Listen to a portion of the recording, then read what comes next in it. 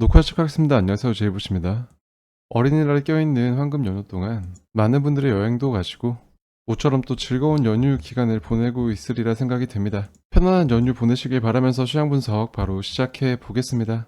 5월 2일 업로드했던 영상을 통해서 최초 제가 여기에서 바로 반등이 나갈 것이다 라고 예상을 했던, 그렇게 전망을 했던 구간보다 한 차례 더 하락을 만들었다.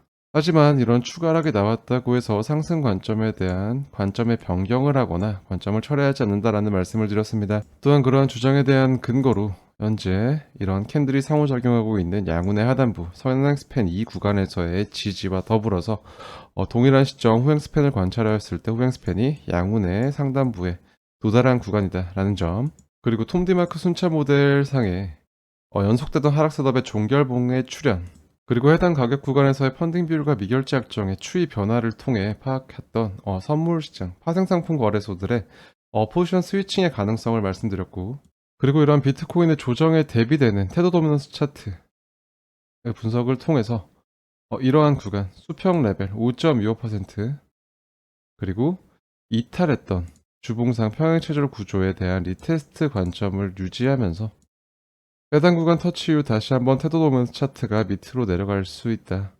그리고 달러 인덱스의 주봉 차트상의 저항 구간 RSI를 주된 근거로 한 이러한 저항 가능성을 말씀드리면서 이 구간에서 제 단기 관점과는 다르게 마지노 라인까지 한 번 더 밀고 내려온 이런 하락에 대해서 전혀 걱정하지 않고 있다. 여전히 상승 관점을 유지하고 있다라는 말씀 드린 바 있습니다. 그리고 영상 업로드 이후 남겨놓은 텔레그램 코멘트에서 다시 한번 바닥은 나왔다라고 생각한다라는 말씀과 더불어서 중기적으로 제가 생각하고 있는 게임 플랜을 첨부한다 라고 하며 차트상 대략적인 움직임의 경로에 대한 제 예상을 업로드한 바 있습니다. 자, 이런 구간에서 다시 한번 저점 신호가 확인이 되었고, 제일부 트레이딩 프로 지표상의 저점 신호와 더불어서 이러한 구간의 반등이 주봉 시가 구간에 대한 터치 이후 눌림의 가능성, 그러한 눌림이 최대 도달할 수 있는 범위는 아래에 위치하고 있는 월봉의 시가 구간이라는 것을 우선적으로 확인해 볼 수 있겠는데요. 실제 진행된 가격 차트의 움직임을 보면 여기에서 저점 신호가 컨펌되는 캔들이 확정된 이후에 반등이 진행되었고, 그러한 반등 현재 주봉 시가 구간에 도달해 있는 것을 우리는 확인할 수 있습니다. 이런 주봉 시가 구간이 위치하고 있는 이러한 저항 포인트는 또 다른 의미에서 여러 가지 저항의 근거가 겹치는 구간인데, 먼저 이러한 주봉 시가 구간이 위치하고 있는 구간이 일봉의 RSI 차트상의 50선 구간에 해당하고, 4시간봉 차트의 톰디마크 순차 모델상 이러한 구간에서 시작된 하락 셋업 1번봉으로 진행된 하락 셋업으로 인해 연속된 구간의 범위에서 이게 9번봉으로 종결되었기 때문에 형성되는 저항 구조, 즉 이 하락 셋업, 연속된 하락 셋업의 가장 고가 구간인 TDST 저항 라인, 4시간봉의 TDST 저항 라인이 겹치는 구간이다 라는 것을 우리는 확인해 볼 수 있습니다. 그렇기 때문에 오늘 아침 텔레그램에서 이 구간 가격 차트가 도달한 시점에서 4시간봉 TDST 저항 라인 도달했다, 이러한 구간이 1차적인 저항 구간이 될 것으로 보인다 라는 말씀을 드리면서, 이러한 구간에서 단기적인 1차적인 저항과 함께 눌림이 발생할 수 있지만 결과적으로 이 구간을 성공적으로 돌파해내는 움직임이 확정될 경우에 이러한 하락 셋업의 완성에 따른 하락의 연장 가능성, 즉 카운트다운의 등장 가능성을 종결시키는 형태의 해석이 가능하다 라는 말씀을 드렸습니다. 실제로 현재 구간에서 가격 차트상에 이제 눌림이 발생하고 있는 상황이고 저항을 받고 있는 모습이 관찰되고 있지만 MACD 라인이 이러한 움직임을 만들면서 현재 영선 위로 올라와 있기 때문에 이러한 구간에서의 저항에 대한 눌림 이후 다시 한번 이 구간을 극복해낼 가능성이 높다라고 판단하고 있고, 또한 지난 영상에서 언급했던 파동론적인 관점을 예로 들어서 설명을 했을 때 이러한 하락이 추가 하락을 만드는 임펄스의 형태가 되기 위해서는 파동 이론의 법칙상 이러한 임펄스 파동이 되기 위해서 이러한 1파의 저점을 훼손해서는 안 된다. 하지만 이러한 것들을 훼손하는 움직임이 나와 주었고 현재 TDST 저항 라인까지 도달했기 때문에 파동론적인 관점에서도 이 구간이 한 번 더 하락을 만들기 위한, 즉 임펄스 형태의 하락이 진행되는 것이 아닌 AB 형태로 조정이 종결되었을 가능성이 높아 보인다 라는 해석까지 해볼 수 있겠습니다. 다시 제가 말씀드렸던 중기 관점의 게임 플랜으로 돌아와서 이러한 구간에 도달했기 때문에 이 구간에서 저희가 앞서 방금 체크했던 여러 가지 저항 근거들을 토대로 이런 구간에서 가격적인 눌림이 발생할 수 있다. 그리고 그런 눌림의 최대 범위는 이제 하단에 위치하고 있는 월봉시가 구간까지 그런 범주를 상정해 볼 수 있다. 라는 관점 여전히 동일하게 보고 있고, 현재 이러한 움직임대로 제가 생각하고 있는 게임 플랜대로 가격 차트가 움직여 줄 것을 기대하고 있습니다. 이러한 관점에 더해서 이제 최신화된 청산 맵 형태를 살펴본다면, 현재 이러한 구간, 주봉시가가 위치한 구간에서 상단의 청산 유동성 레벨이 위치하고 있다.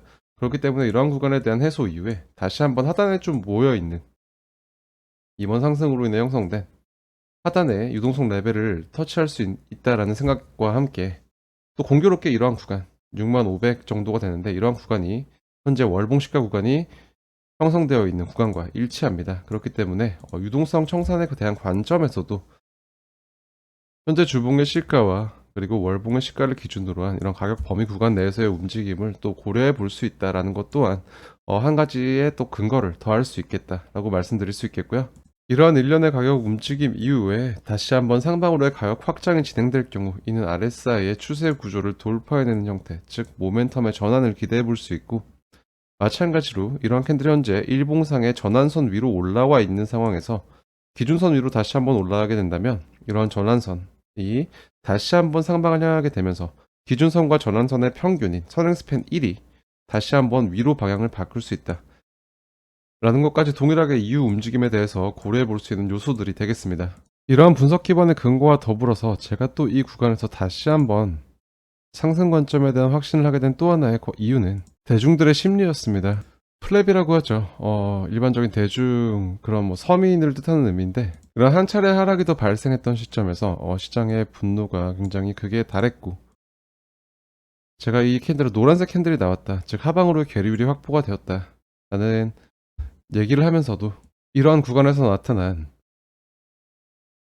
쇼터 몰더들의 SOPR 매트릭을 살펴보면 이 구간에서 다시 한번 많은 손실을 감내하고 매도가 진행되었음을 확인할 수 있습니다. 그렇게 되면서 지배적으로 이 구간 52K 구간까지 무조건적으로 떨어질 것이다 라는 의견이 좀 시장에 지배적이었고, 이러한 플랩들의 행동은 펀딩 비율을 통해서도 확인할 수 있습니다. 자, 이러한 단기적인 반등이 나왔을 때 펀딩 비율이 크게 줄어드는 음수 영역으로 내려가게 되는, 즉 오름숏을 엄청나게 만들어냈다 라는 것을 확인해 볼 수 있고, 자, 이러한 것들을 연료로 다시 한번 크게 반등을 만들어낸 것을 우리는 확인해 볼 수 있습니다.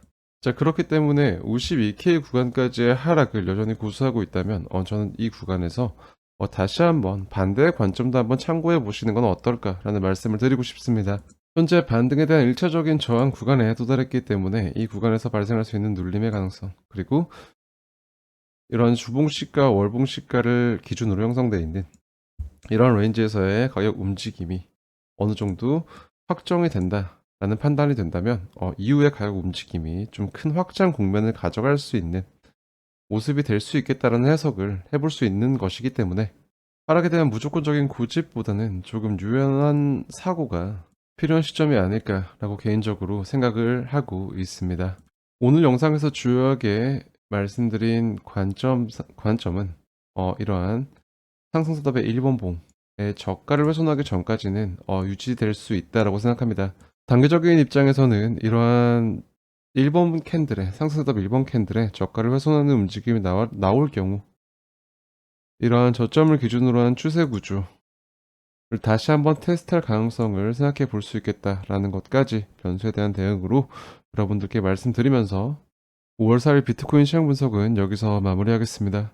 모처럼의 연휴 사랑하는 사람들과 행복하고 편안하게 보내시길 바라고요. 오늘 영상도 시청해 주셔서 대단히 감사합니다. 지금까지 제이부셨습니다.